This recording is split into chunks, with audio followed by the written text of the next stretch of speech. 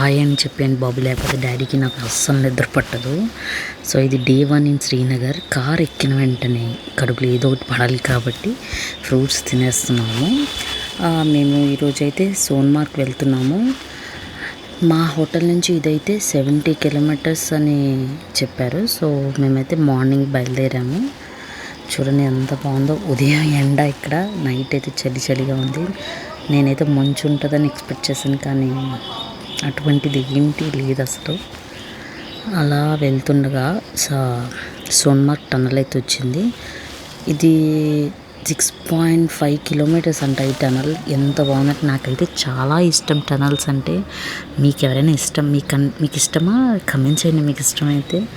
అలా వెళ్తుండగా ఈ రోడ్ చూసారు, ఇది చాలా ఇండియాలోనే ఇది చాలా డేంజరస్ రోడ్ అంట.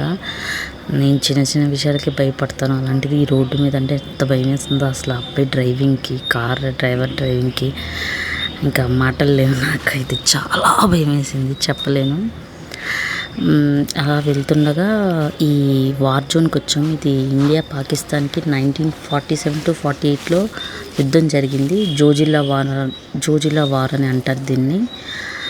ఇక్కడికైతే వచ్చేసాం చూడడానికి. చూడండి ఎంత బాగుందో వార్ ప్లేస్.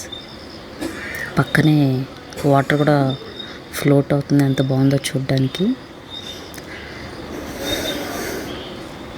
సరే, సబ్స్క్రైబ్ చేసేసుకోండి, మరిన్ని వీడియోస్ వస్తూ ఉంటాయి. బాయ్.